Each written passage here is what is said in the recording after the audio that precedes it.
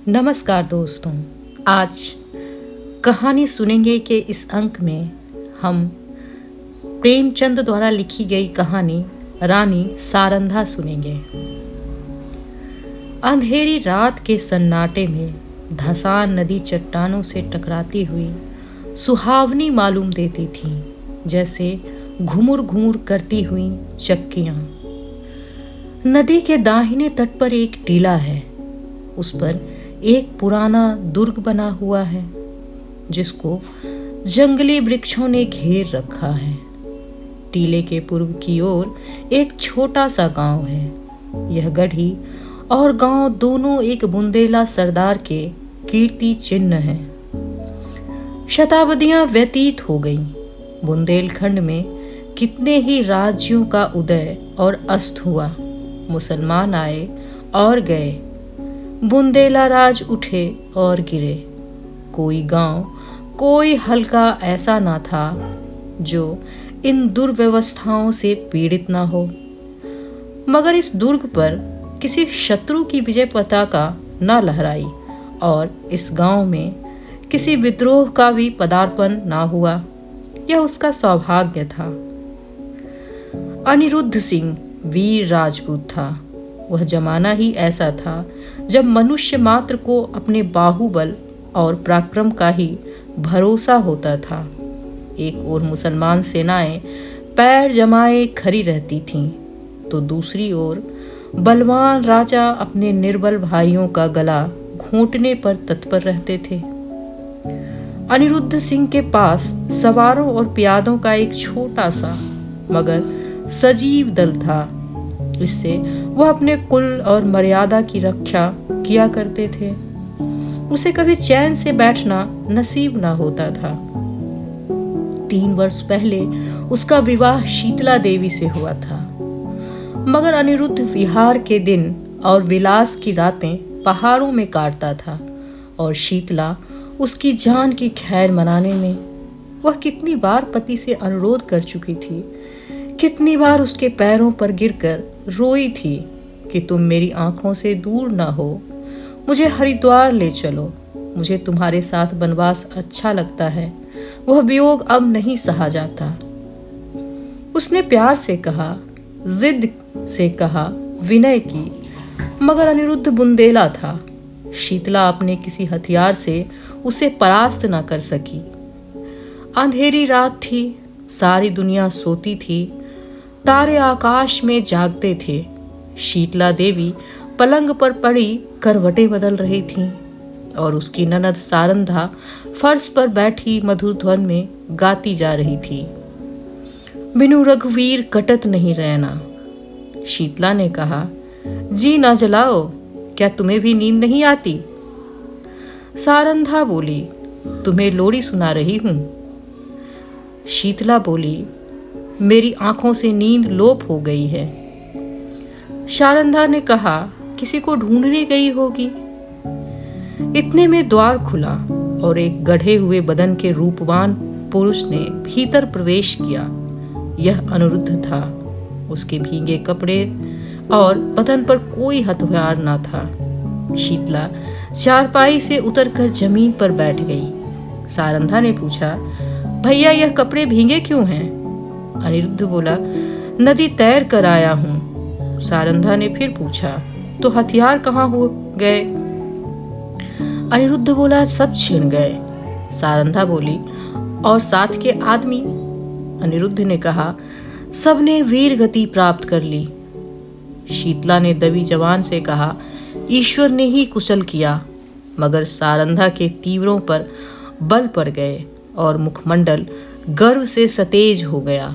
बोली, भैया तुमने कुल की मर्यादा खो दी, ऐसा कभी न हुआ था। सारंधा भाई पर जान देती थी। उसके मुंह से यह धिक्कार सुनकर अनिरुद्ध लज्जा और खेद से विकल हो गया। वह वीराग्नि जिसे क्षण भर के लिए अनुराग ने दबा लिया था, फिर ज्वलंत हो गई। वह उल्टे पांव लौटा और यह कहकर चला गया कि सारंधा, तुमने मुझे सदैव के लिए सचेत कर दिया। यह बात मुझे कभी ना भूलेगी। अंधेरी रात थी। आकाश मंडल में तारों का प्रकाश बहुत धुंधला था। अनिरुद्ध किले से बाहर निकला, पल भर में नदी के उस पार जा पहुंचा और फिर अंधकार में लुप्त हो गया। शीतला उसके पीछे पीछे किले की दीवारों तक गई, मगर जब अनिरुद्ध छलांग मारकर बाहर कूद पड़ा तो वह विरहणी एक चट्टान पर बैठकर रोने लगी। इतने में सारंधा भी वहीं पहुंच गई। शीतला ने नागिन की तरह बल खाकर कहा, मर्यादा इतनी प्यारी है? सारंधा बोली, हाँ। शीतला ने कहा, अपना पति होता तो हृदय में छिपा लेती। सारंधा ने कहा, ना, छाती में छुरा भोंक देती। शीतला ने ऐंठ कर कहा, चोली में छिपाती फिरोगी, मेरी बात गिरह में बांध लो। सारंधा ने कहा, जिस दिन ऐसा होगा मैं भी अपना वचन पूरा कर कर दिखाऊंगी। इस घटना के 3 महीने पीछे अनिरुद्ध महरौनी को जीत करके लौटा और साल भर पीछे सारंधा का विवाह ओरछा के राजा चंपत राय से हो गया। मगर उस दिन की बातें दोनों महिलाओं के हृदय स्थल में कांटे की तरह खटकती रहीं। राजा चंपत राय बड़े प्रतिभाशाली पुरुष थे। सारी बुंदेला जाति उनके नाम पर जान देती थी और उनके प्रभुत्व को मानती थी। गद्दी पर बैठते ही उन्होंने मुगल बादशाहों को कर देना बंद कर दिया और वे बाहुबल से राज्य विस्तार करने लगे। मुसलमानों की सेनाएं बार बार उन हमले को करती पर हार कर लौट जाती। यही समय था जब अनिरुद्ध ने सारंधा का चंपत राय से विवाह कर दिया।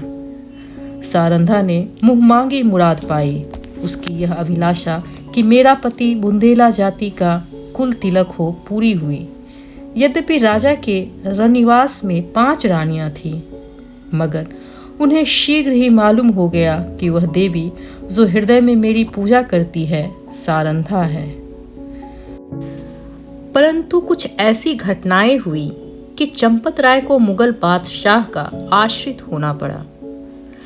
वे अपना राज्य अपने भाई पहाड़ सिंह को सौंपकर चले गए। यह शाहजहां के शासनकाल का अंतिम चरण था। शहजादा दारा शिको राजकीय कार्यों को संभालते थे। युवराज की आंखों में शील था और चित्त में उदारता। उन्होंने चंपत राय की वीरता की कथाएं सुनी थी, इसलिए उनका बहुत आदर सम्मान किया और कालपी के बहुमूल्य जागीर उसको भेंट की, जिसकी आमदनी 9 लाख थी। यह पहला अवसर था कि चंपत राय को आए दिन के लड़ाई झगड़े से निवृत्ति मिली और उसके साथ ही भोग विलास का प्राबल्य हो गया। रात दिन आमोद प्रमोद की चर्चा रहने लगी। राजा विलास में डूबे, रानियां जराऊं गहनों पर रीझी, मगर सारंधा इन दिनों बहुत उदास और संकुचित रहती। वह इन रहस्यों से दूर दूर रहती। ये नृत्य और गान की सभाएं उसे सूनी प्रतीत होती। एक दिन चंपत राय ने सारंधा से कहा, सारन, तुम उदास क्यों रहती हो? मैं तुम्हें कभी हंसते नहीं देखता। क्या मुझसे नाराज हो? सारंधा की आंखों में जल भर आया।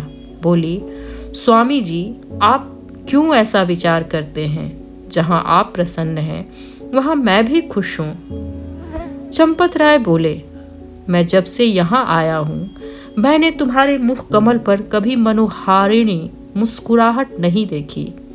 तुमने कभी अपने हाथों से मुझे बीड़ा नहीं खिलाया, कभी मेरी पाग नहीं संवारी, कभी मेरे शरीर पर शस्त्र नहीं सजाए। कहीं प्रेमलता मुरझाने तो नहीं लगी है? सारंधा ने कहा, प्राणनाथ, आप मुझसे ऐसी बातें पूछते हैं जिसका उत्तर मेरे पास नहीं है। यथार्थ में इन दिनों मेरा चित्त कुछ उदास रहता है। मैं बहुत चाहती हूँ कि खुश रहूं, मगर बोझा सा हृदय पर धरा रहता है। चंपत राय स्वयं आनंद में मग्न थे, इसलिए उनके विचार में सारंधा को असंतुष्ट रहने का कोई उचित कारण नहीं हो सकता था। वे भौएं सिकोड़ कर बोले, मुझे तुम्हारे उदास रहने का कोई विशेष कारण मालूम नहीं होता। ओरछे में कौन सा सुख था जो यहाँ नहीं है?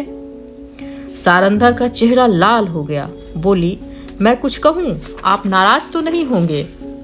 चंपत राय बोले, नहीं, शौक से कहो। सारंधा ने कहा, ओरछे में मैं एक राजा की रानी थी, यहाँ मैं एक जागीरदार की चेरी हूँ। ओरछे में मैं वह थी जो अवध में कौशल्या थी, यहाँ मैं बादशाह के एक सेवक की स्त्री हूँ। जिस बादशाह के सामने आज आप आदर से सिर झुकाते हैं, वह कल आपके नाप से कांपता था। रानी से चेरी होकर भी प्रसन्नचित होना मेरे वश में नहीं है। आपने यह पद और विलास की सामग्रियां बड़े महंगे दामों पर मोल ले ली है। चंपत राय के नेत्रों पर से एक पर्दा सा हट गया। वे अब तक सारंधा के आत्मिक उच्चता को ना जानते थे। जैसे बे माँ बाप का बालक माँ की चर्चा सुनकर रोने लगता है, उसी तरह ओरछे की याद आते ही चंपत राय की आंखें सजल हो गईं। उन्होंने आदर युक्त अनुराग से सारंधा को हृदय से लगा लिया। आज से उन्हें फिर उसी उजड़ी बस्ती की फिक्र हुई जहां से धन और कीर्ति की अभिलाषाएं खींच लाई थी। माँ अपने खोए हुए बालक को पाकर निहाल हो जाती है। चंपत राय के आने से बुंदेलखंड निहाल हो गया।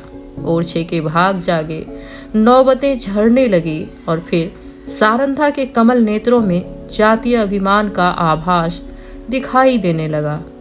यहाँ रहते रहते महीनों बीत गए।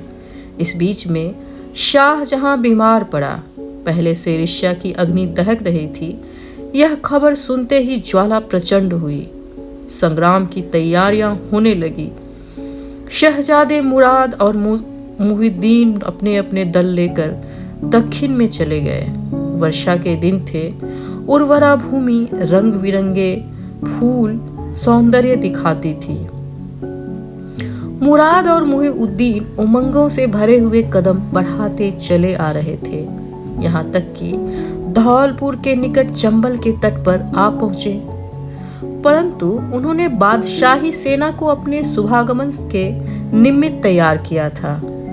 शाहजादे अब बड़ी चिंता में पड़े। सामने अगम्य नदी लहरें मार रही थीं। किसी के त्याग के सदृश विवश होकर चंपत राय के पास संदेश भेजा कि खुदा के लिए हमारी डूबती हुई नाव को पार लगाइए। राजा ने भवन में जाकर सारंधा से पूछा, इसका क्या उत्तर दूं? सारंधा ने कहा, आपको मदद करनी होगी। चंपत राय बोला, उनकी मदद करना दारा शिकोह से पैर लेना है। सारंधा ने कहा, यह सत्य है, परंतु हाथ फैलाने की मर्यादा भी तो निभानी चाहिए। चंपत राय बोले, प्रिय, तुमने सोचकर जवाब नहीं दिया।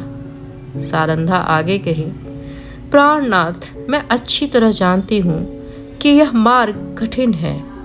अब हमें अपने योद्धाओं का रक्त पानी के समान बहाना पड़ेगा, परंतु हम अपना रक्त बहाएंगे और चंबल की लहरों को लाल कर देंगे। विश्वास रखिए कि जब तक नदी की धारा बहती रहेगी, वह हमारे वीरों की कीर्तिगान करती रहेगी। जब तक बुंदेलों का एक भी नाम लेवा रहे, ये रक्त बिंदु उनके माथे पर केशर का तिलक बनकर चमकेंगे। वायुमंडल में मेघराज की सेनाएं उमड़ रही थीं। ओरछे के किले से बुंदेलों की एक काली घटा उठी और वेग के साथ चंबल की तरफ चली। प्रत्येक सिपाही वीर रस से झूम रहा था।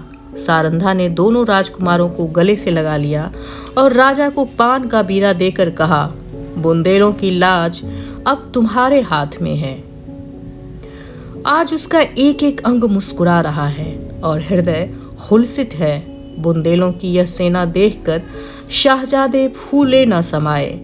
राजा वहां की अंगुल अंगुल भूमि से परिचित थे।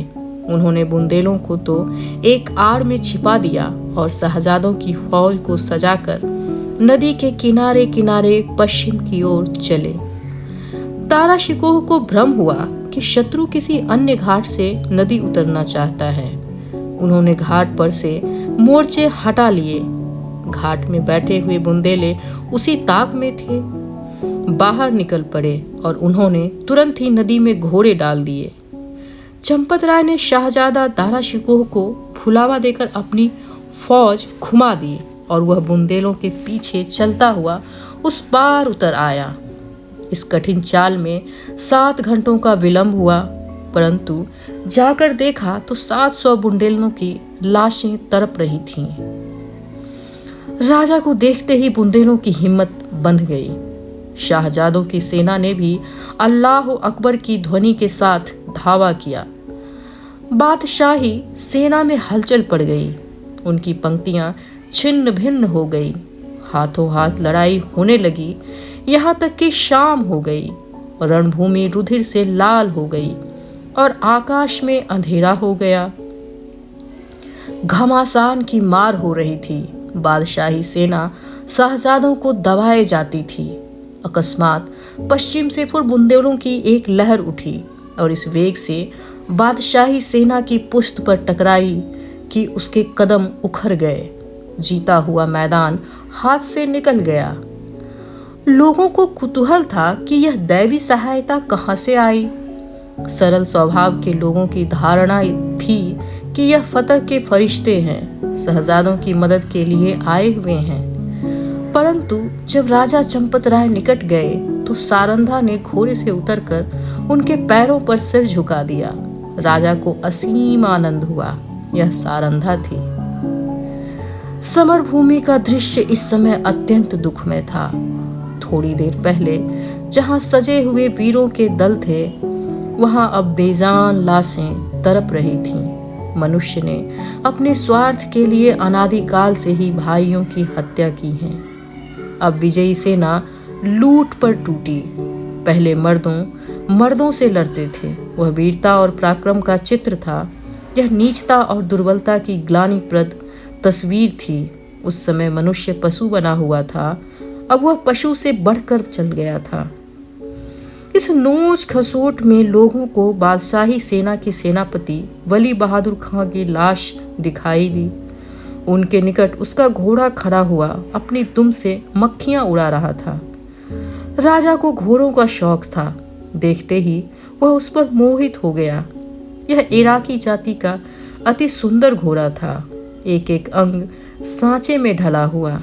सिंह की सी छाती, चीते की सी कमर। उसका यह प्रेम और स्वामी भक्ति देखकर लोगों में बड़ा कुतूहल हुआ। राजा ने हुक्म दिया, खबरदार, इस प्रेमी पर कोई हथियार न चलाए। इसे जीता पकड़ लो। यह मेरे अस्तबल की शोभा बढ़ाएगा। जो इसमें मेरे पास लाएगा उसे धन से निहाल कर दूंगा। योद्धागण चारों ओर से लपके, परंतु किसी को साहस न था कि उसके निकट जा सके। कोई चुमकारता था, कोई फंदे की फंसाने की कोशिश में था, पर कोई उपाय सफल न होता। वहां सिपाहियों का मेला सा लगा हुआ था। तब सारंधा अपने खेमे से निकली और निर्भय होकर घोड़ों के पास चली गई। उसकी आंखों में प्रेम का प्रकाश था, छल का नहीं। घोड़े ने सिर झुका लिया। रानी ने उसकी गर्दन पर हाथ रखा और वह उसकी पीठ सहलाने लगी। घोड़े ने उसके अंचल में मुंह छिपा लिया। रानी उसके रास पकड़कर खेमे की ओर चली। घोड़ा इस तरह चुपचाप उसके पीछे चला मानो सदैव से उसका सेवक है। पर बहुत अच्छा होता कि घोड़े ने सारंधा से भी निष्ठुरता की होती। यह सुंदर घोड़ा आगे चलकर इस राज परिवार के निमित्त स्वर्ण जटित मृग साबित हुआ। संसार एक रण क्षेत्र है। इस मैदान में उसी सेनापति की विजय होती है जो अवसर को पहचानता है। वह अवसर पर जितने उत्साह से आगे बढ़ता है, उतने ही उत्साह से आपत्ति के समय पीछे हट जाता है। वह वीर पुरुष राष्ट्र का निर्माता होता है और इतिहास उसके नाम पर यश के फूलों की वर्षा करता है। पर इस मैदान में कभी कभी ऐसे सिपाही भी आ जाते हैं जो अवसर पर कदम बढ़ाना जानते हैं, लेकिन संकट में पीछे हटना नहीं जानते। ये रणवीर पुरुष विजय को नीति की भेंट कर देते हैं। वे अपनी सेना का नाम मिटा देंगे, किंतु जहां एक बार पहुंच गए वहां से कदम पीछे ना हटाएंगे। उनमें कोई विरला ही संसार क्षेत्र में विजय प्राप्त करता है, परंतु उसकी हार भी विजय से अधिक गौरवात्मक होती है। अगर अनुभवशील सेनापति राष्ट्रों की नींव डालता है तो आन पर जान देने वाले, मुंह न मोड़ने वाले सिपाही राष्ट्र के भावों को उच्च करता है और उसके हृदय पर नैतिक गौरव को अंकित कर देता है। उसे इस कार्य क्षेत्र में चाहे सफलता ना हो, किंतु जब किसी व्याख्यान या सभा में उसका नाम जबान पर आता है तो श्रोतागण एक स्वर से उसके कीर्ति गौरव को प्रतिध्वनित कर देते हैं। सारंधा आन पर जान देने वालों में थी। शाहजादा मुहिउद्दीन चंबल के किनारे से आगरे की ओर चला तो सौभाग्य उसके सिर मूर्छल हिलाता था। जब वह आगरे पहुंचा तो विजय देवी ने उसके लिए सिंहासन सजा दिया।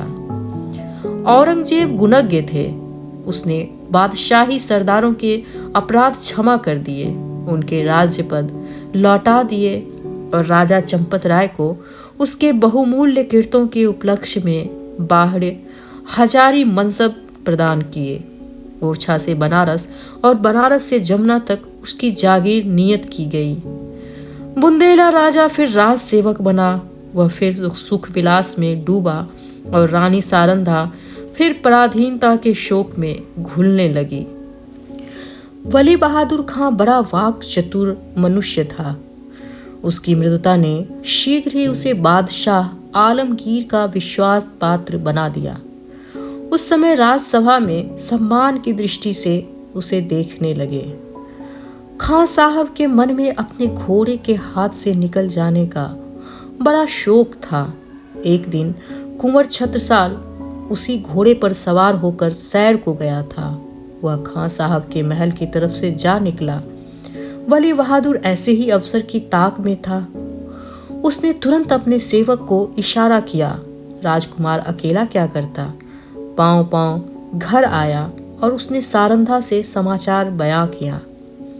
रानी का चेहरा तमतमा गया। बोली, मुझे इसका शोक नहीं है कि घोड़ा हाथ से निकल गया। शोक इसका है कि तू उसे खोकर जीता क्यों लौटा? क्या तेरे शरीर में बुंदेलों का रक्त नहीं है? घोड़ा ना मिलता ना सही, किंतु तुझे दिखा देना चाहिए था कि एक बुंदेला बालक से उसका घोड़ा छीन लेना हंसी नहीं है। यह कहकर उसने अपने 25 योद्धाओं को तैयार होने की आज्ञा दी। स्वयं अस्त्र धारण किए और योद्धाओं के साथ वली बहादुर खां के निवास स्थान पर जा पहुंची। खां साहब उसी घोड़े पर सवार होकर दरबार चले गए थे। सारंधा दरबार की तरफ चली और एक क्षण में किसी वेगमती नदी के सदृश बादशाही दरवाजे के सामने जा पहुंची। यह कैफियत देखते ही दरबार में हलचल मच गई। अधिकारी वर्ग इधर उधर से आकर जमा हो गए। आलमगीर भी सहन में निकल आए।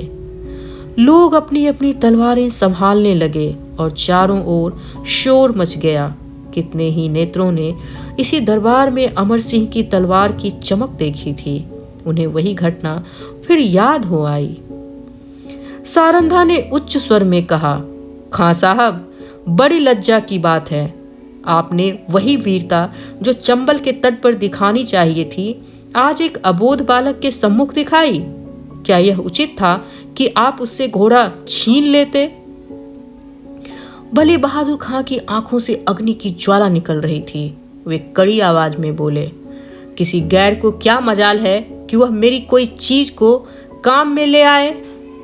रानी बोली, वह आपकी चीज नहीं, मेरी है। मैंने उसे रणभूमि में पाया है और उस पर मेरा अधिकार है। क्या रणनीति की इतनी मोटी बात भी आपको नहीं समझ में आती? खां साहब ने कहा, वह घोड़ा मैं नहीं दे सकता। उसके बदले में सारा अस्तबल आपकी नजर में है। रानी बोली, मैं अपना घोड़ा लेकर रहूंगी। खां साहब ने कहा, मैं उसके बराबर जवाराहत दे देता हूं, परंतु घोड़े नहीं दे सकता। रानी बोली, तो फिर इसका निश्चय तलवार से होगा। बुंदेला योद्धाओं ने तलवारें सौंत ली है। और निकट था कि दरबार के भूमि रक्त में प्लावित हो जाए। बादशाह आलमगीर ने बीच में आकर कहा, रानी साहिबा, आप सिपाहियों को रोकें, घोड़ा आपको मिल जाएगा, परंतु इसका मूल्य बहुत देना पड़ेगा। रानी ने कहा, मैं उसके लिए अपना सर्वस्व देने को तैयार हूं। बादशाह बोले, जागीर और मनसब भी? रानी ने कहा, जागीर और मनसब कोई चीज नहीं। बादशाह ने फिर कहा, अपना राज्य भी? रानी ने बोला, हाँ, राज्य भी। बादशाह ने कहा, एक घोड़े के लिए?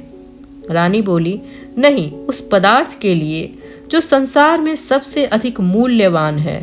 बादशाह बोला, वह क्या है? रानी बोली, अपनी आन।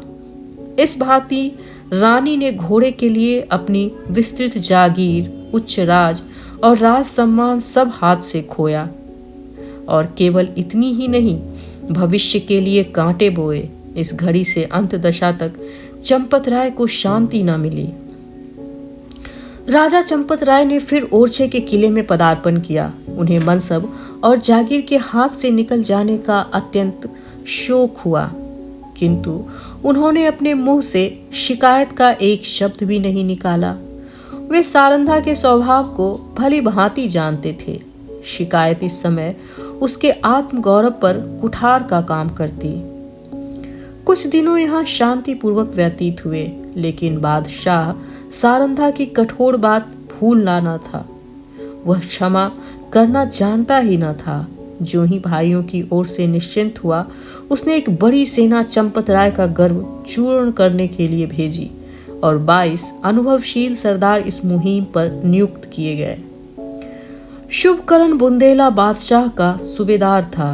वह चंपत राय का बचपन का मित्र और सहपाठी था। उसने चंपत राय को परास्त करने का बीड़ा उठाया। और भी कितने ही बुंदेला सरदार राजा से विमुख होकर बादशाह सूबेदार में आ गए थे। एक और घनघोर संग्राम हुआ। भाइयों की तलवारें रक्त से लाल हुईं। यद्यपि इस समर में राजा को विजय प्राप्त हुई, लेकिन उनकी शक्ति सदा के लिए क्षीण हो गई। निकटवर्ती बुंदेला राजा, जो चंपत राय के बाहुबल थे, बादशाह के कृपा आकांक्षी बन गए। साथियों में कुछ तो काम आए, कुछ दगा कर गए। यहाँ तक कि निज संबंधियों ने भी आंखें चुरा ली। परंतु इन कठिनाइयों में भी चंपत राय ने हिम्मत नहीं हारी, धीरज को ना छोड़ा। उन्होंने ओरछा छोड़ दिया और वे 3 वर्ष तक बुंदेलखंड के सघन पर्वतों पर छिपे फिरते रहे।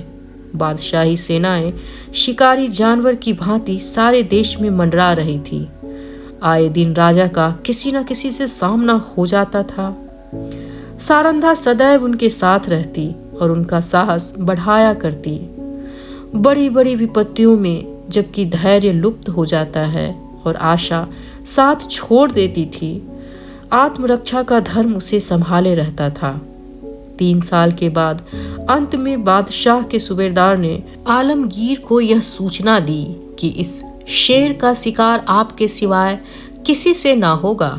उत्तर आया कि सेना को हटा लो और घेरा उठा लो। राजा ने समझा संकट से निवृत्ति हुई, पर वह बात शीघ्र ही भ्रमात्मक सिद्ध हो गई।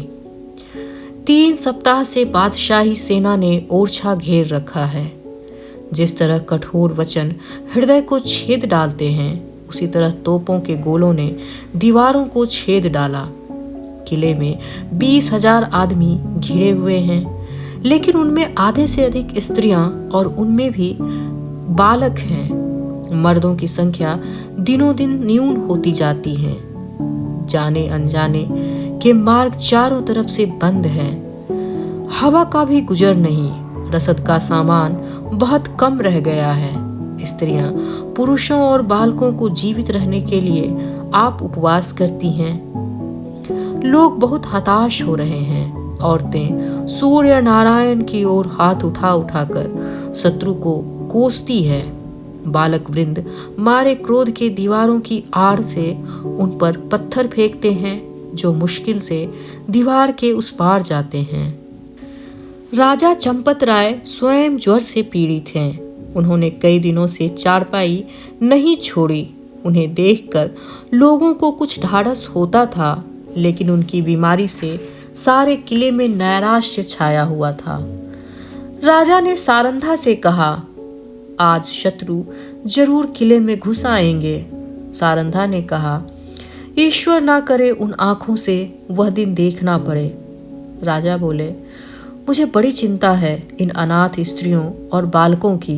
गेहूं के साथ घुन भी पिस जाएगा। सारंधा बोली, हम लोग यहाँ से निकल जाएं तो कैसा? राजा ने कहा, इन अनाथों को छोड़कर? सारंधा बोली, इस समय इन्हें छोड़ देने में ही कुशल है। हम ना होंगे तो शत्रु इन पर दया करेंगे। राजा बोले, नहीं, यह लोग मुझसे ना छोड़े जाएंगे। मर्दों की अपनी जान आपकी सेवा में अर्पण कर दी हैं। उनकी स्त्रियां और बच्चों को मैं कदापि नहीं छोड़ सकता। सारंधा ने कहा, लेकिन यहाँ रहकर हम उनकी कुछ मदद भी तो नहीं कर सकते। राजा बोला, उनके साथ प्राण तो दे सकते हैं। मैं उनकी रक्षा में अपनी जान दे दूंगा। उनके लिए बादशाही सेना की खुशामद करूंगा, कारावास की कठिनाइयां सहूंगा, किंतु इस संकट में उन्हें छोड़ नहीं सकता। सारंधा ने लज्जित होकर सिर झुका लिया और सोचने लगी, निसंदेह प्रिय साथियों को आंच में छोड़कर अपनी जान बचाना घोर नीचता है। मैं ऐसी स्वार्थांध क्यों हो गई? लेकिन एकाएक विचार उत्पन्न हुआ। बोली, यदि आपको विश्वास हो जाए कि इन आदमियों के साथ कोई अन्याय ना किया जाएगा, तब तो आपको चलने में कोई बाधा ना होगी। राजा बोला, कौन दिलाएगा विश्वास? सारंधा ने कहा, बादशाह के सेनापति का प्रतिज्ञा पत्र। राजा बोला, हाँ, तब मैं आनंद से चलूंगा। सारंधा विचार सागर में डूब गई। बादशाह के सेनापति से क्यों कर यह प्रतिज्ञा कराऊं? कौन यह प्रस्ताव लेकर वहां जाएगा? और निर्दयी ऐसी प्रतिज्ञा करने ही क्यों लगे? उन्हें तो अपनी विजय की पूरी आशा है। मेरे लिए यहाँ ऐसा नीति कुशल, वाक्पटु, चतुर कौन है जो इस दुस्तर कार्य को सिद्ध करे? छत्रसाल चाहे तो कर सकता है, उनमें वे सब गुण मौजूद हैं। इस तरह मन में निश्चय करके रानी ने छत्रसाल को बुलाया। यह उसके चारों पुत्रों में से सबसे बुद्धिमान और साहसी था। रानी उसे सबसे अधिक प्यार करती थी। जब छत्रसाल ने आकर रानी को प्रणाम किया तो उसके कमल नेत्र सजल हो गए और हृदय से दीर्घ निश्वास निकल गया। छत्रसाल ने कहा, माता, मेरे लिए क्या आज्ञा है? रानी बोली, आज लड़ाई का क्या ढंग है? छत्रसाल ने कहा, हमारे 50 योद्धा अब तक काम आ चुके हैं। रानी ने कहा, बुंदेलों की लाज अब ईश्वर के हाथ में है। छत्रसाल बोला, हम आज रात को छापा मारेंगे। रानी ने संक्षेप में अपना प्रस्ताव छत्रसाल के सामने उपस्थित किया और कहा, यह काम किसे सौंपा जाए? छत्रसाल ने तुरंत कहा, मुझको। तुम इसे पूरा कर दिखाओगे? हाँ, मुझे पूरा विश्वास है। अच्छा, जाओ, परमात्मा तुम्हारा मनोरथ पूरा करे। छत्रसाल जब चला गया तो रानी ने उसे हृदय से लगा लिया और तब आकाश की ओर दोनों हाथ उठाकर कहा, दयानिधि, मेरे अपने तरुण और होनहार पुत्र बुंदेलों की आन के आगे भेंट हो रहे हैं। अब इस आन को निभाना तुम्हारा काम है। मैंने बड़ी मूल्यवान वस्तु अर्पित की है, इसे स्वीकार करो। दूसरे दिन प्रातःकाल सारंधा स्नान करके थाल में पूजा की सामग्री लिए मंदिर को चली। उसका चेहरा पीला पड़ गया था और आंखों तले अंधेरा छाया जाता था। वह मंदिर के द्वार पर पहुंची कि उसके थाल में बाहर से आकर एक तीर गिरा। तीर की नोक पर एक कागज का पुर्जा लिपटा हुआ था। सारंधा ने थाल मंदिर के चबूतरे पर रख दिया और पुर्जे को खोलकर देखा तो आनंद सा चेहरा खिल गया। लेकिन यह आनंद क्षण भर का था। हाय, इस पुर्जे के लिए मैंने अपना प्रिय पुत्र हाथ से खो दिया। कागज के टुकड़े को इतने महंगे दामों पर पा लिया। मंदिर से लौटकर सारंधा राजा चंपत राय के पास गई और बोली, प्राणनाथ, आपने जो वचन दिया था उसे पूरा कीजिए। राजा ने चौंक कर कहा, तुमने अपना वादा पूरा कर दिया? रानी ने वह प्रतिज्ञा पत्र राजा को दिया। चंपत राय ने उसे गौरव से देखा, फिर बोले, अब मैं चलूंगा और ईश्वर ने चाहा तो एक बार फिर शत्रुओं की खबर लूंगा। लेकिन सारन, सच बताओ, इस पत्र के लिए क्या देना पड़ा? रानी ने कुंठित स्वर में कहा, बहुत कुछ। राजा बोले, सुनो। रानी ने कहा, एक जवान पुत्र। राजा को बाण सा लगा। कौन? अंगद राय? रानी ने कहा, नहीं। राजा ने फिर कहा, रतन शाह? रानी ने कहा, नहीं। राजा ने बोला, छत्रसाल? रानी बोली, हाँ। जैसे कोई पक्षी गोली खाकर परों को फरफराता है और तब बेदम होकर गिर पड़ता है, उसी भांति चंपत राय पलंग से उछले और फिर अचेत होकर गिर पड़े। छत्रसाल उसका परम प्रिय पुत्र था। उनके भविष्य की सारी कामनाएं उसी पर अवलंबित थी। जब चेत हुआ तब बोला, सारन, तुमने बहुत बुरा किया। अंधेरी रात थी। रानी सारंधा घोड़े पर सवार चंपत राय को पालकी में बैठाए किले के गुप्त मार्ग से निकली जाती थी। आज से बहुत काल पहले एक दिन ऐसी ही अंधेरी दुखमयी रात्रि थी। तब सारंधा ने शीतला देवी को कुछ कठोर वचन कहे थे। शीतला देवी ने उस समय जो भविष्यवाणी की थी वह आज पूरी हुई। क्या सारंधा ने उसका जो उत्तर दिया था वह भी पूरा होकर रहेगा? मध्याह्न था। सूर्य नारायण सिर पर आकर अग्नि की वर्षा कर रहे थे। शरीर को झुलसा देने वाली प्रचंड प्रखर वायु वन और पर्वत में आग लगाती फिरती थी। ऐसा विदित होता था मानो अग्निदेव की समस्त सेना गरजती हुई चली आ रही है। गगन मंडल इस भय से कांप रहा था। रानी सारंधा घोड़े पर सवार चंपत राय को लिए पश्चिम की ओर चली जाती थी। ओरछा 10 कोस पीछे छूट गया था और प्रतिक्षण यह अनुमान स्थिर हो जाता था कि अब हम भय के क्षेत्र से बाहर निकल आए। राजा पालकी में अचेत पड़े हुए थे और कहार पसीने में सराबोर थे। पालकी के पीछे 5 सवार घोड़ा बढ़ाए जाते थे। प्यास के मारे सबका बुरा हाल था। तालू सूख रहा था। किसी वृक्ष की छां और कुएं की तलाश में आंखें चारों ओर दौड़ रही थीं। अचानक सारंधा ने पीछे की तरफ से देखा तो उसे सवारों का दल आता हुआ दिखाई दिया।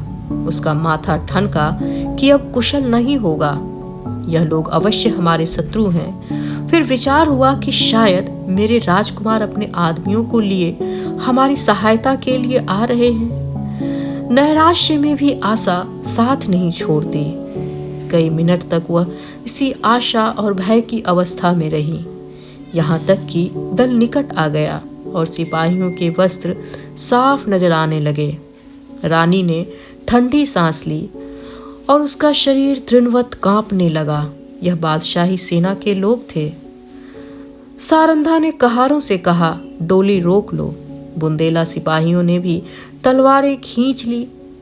राजा की अवस्था बहुत शोचनीय थी, किंतु जैसे दबी हुई आग हवा लगते ही प्रदीप्त हो जाती है, उसी प्रकार इस संकट का ज्ञान होने से ही उनके जर्जर शरीर में वीरात्मक चमक उठी। वे पालकी का पर्दा उठाकर बाहर निकल आए। धनुषवान हाथ में ले लिया, किंतु वह धनुष जो उनके हाथ में इंद्र का वज्र बन जाता था, इस समय जड़ा ना झुका। सिर में चक्कर आया, पैर थर्राए और वे धरती पर आ गिरे। भावी अमंगल की सूचना मिल गई थी। उस पंख रहित पक्षी ने जो सांप को अपनी ओर आते देखकर ऊपर से उचकता और फिर गिर पड़ता। राजा चंपत राय फिर संभल कर उठे और फिर गिर पड़े। सारंधा ने उन्हें संभाल कर बैठाया और रो रो कर बोलने की चेष्टा की, परंतु मुंह से केवल इतना निकला, प्राणनाथ। इसके आगे मुंह से एक शब्द भी ना निकल सका। आन पर मरने वाली सारंधा इस समय साधारण स्त्री की भांति शक्तिहीन हो गई। लेकिन एक अंश तक यह निर्बलता स्त्री जाति की शोभा है। चंपत राय बोले, सारन देखो, हमारा एक और वीर जमीन पर जा गिरा। शोक, जिस आपत्ति से पूरा जीवन डरता रहा, उसने अंतिम समय में आ घेरा। मेरी आंखों के सामने शत्रु तुम्हारे कोमल शरीर में हाथ लगाएंगे और मैं जगह से हिल ना सकूं। हाय मृत्यु, तू कब आएगी? यह कहते कहते उन्हें एक विचार आया। तलवार की तरफ हाथ बढ़ाया, मगर हाथों में दम न था। तब सारंधा से बोले, प्रिय, तुमने कितने अवसरों पर मेरी आन निभाई है। इतना सुनते ही सारंधा के मुरझाए हुए मुख पर लाली दौड़ पड़ी, आंसू सूख गए। इस आशा ने कि मैं पति के कुछ काम आ सकती हूँ, उसके हृदय में बल का संचार कर दिया। वह राजा की ओर विश्वास भरी भाव से देख कर बोली, ईश्वर ने चाहा तो मरते दम तक निभाऊंगी। रानी ने समझा कि राजा मुझे प्राण देने का संकेत कर रहे हैं। चंपत राय बोले, तुमने मेरी बात कभी नहीं टाली। सारंधा ने कहा, मरते दम तक ना टालूंगी। राजा ने कहा, यह मेरी अंतिम याचना है, इसे अस्वीकार ना करना। सारंधा ने तलवार को निकालकर अपने वक्षस्थल पर रख लिया और कहा, यह आपकी आज्ञा नहीं है। मेरी हार्दिक अभिलाषा है कि मैं मरूं, यह मस्तक आपके पद कमलों में हो। चंपत राय ने कहा, तुमने मेरा मतलब नहीं समझा। क्या तुम मुझे इसलिए शत्रु के हाथ छोड़ जाओगी कि मैं बेड़ियां पहने हुए दिल्ली की गलियों में निंदा का पात्र बनूं? रानी ने जिज्ञासा दृष्टि से राजा की ओर देखा। वह उनका मतलब ना समझ सकी। राजा ने कहा, मैं तुमसे एक वरदान मांगता हूं। रानी बोली, सहर्ष मांगिए। यह मेरी अंतिम प्रार्थना है, जो कुछ कहूंगा करोगी? सिर के बल करूंगी। देखो, तुमने वचन दिया है, इनकार ना करना। रानी ने कांप कर कहा, आपके कहने की देर है। राजा ने कहा, अपनी तलवार मेरी छाती में चुभो दो। रानी के हृदय का वज्रघात सा हो गया। बोली, जीवननाथ, इसके आगे वह और कुछ न बोल सकी। आंखों में नैराश्य छा गया। राजा बोले, मैं बेड़ियां पहनने के लिए जीवित नहीं रहना चाहता। रानी ने कहा, मुझसे यह कैसे होगा? पांचवा और अंतिम सिपाही धरती पर गिरा। राजा ने झुझलाकर कहा, इसी जीवन पर आन निभाने का गर्व था। बादशाह के सिपाही राजा की तरफ लपके। राजा ने नैराश्यपूर्ण भाव से रानी की ओर देखा। रानी क्षण भर अनिश्चित रूप से खड़ी रही। लेकिन संकट में हमारी निश्चयात्मकता शक्ति बलवान हो जाती है। निकट था कि सिपाही लोग राजा को पकड़ लें, और सारंधा ने दामनी की भांति लपक कर अपनी तलवार राजा के हृदय में चुभो दी। प्रेमी के नाव प्रेम के सागर में डूब गई। राजा के हृदय से रुधिर की धारा निकल रही थी, पर चेहरे पर शांति छाई हुई थी। कैसा हृदय है! वह स्त्री जो अपने पति पर प्राण देती थी, आज उसकी प्राण घातिका है। जिस हृदय से आलिंगित होती थी, उसने यौवन सुख लूटा था। जो हृदय उसकी अभिलाषाओं का केंद्र था, जो हृदय उसके अभिमान का पोषक था, उसी हृदय को सारंधा की तलवार छेद रही है। किस स्त्री की तलवार से ऐसा काम हुआ है? आह, आत्माभिमान का कैसा विषादमय अंत है। उदयपुर और मारवाड़ के इतिहास में भी आत्मगौरव की घटनाएं नहीं घटती हैं। बादशाही सिपाही सारंधा को यह साहस और धैर्य देखकर दंग रह गए। सरदार ने आगे बढ़कर कहा, रानी साहिबा, खुदा गवाह है, हम आपके गुलाम हैं। आपका जो हुक्म हो उसे बसरों चश्म पर बजा लाएंगे। सारंधा ने कहा, अगर हमारे पुत्रों में से कोई जीवित हो तो ये दोनों लाशें उसे सौंप देना। यह कहकर उसने वही तलवार अपने सीने में चुभा ली। जब वह अचेत होकर धरती पर गिरी तो उसका सिर राजा चंपत राय की छाती पर था। धन्यवाद।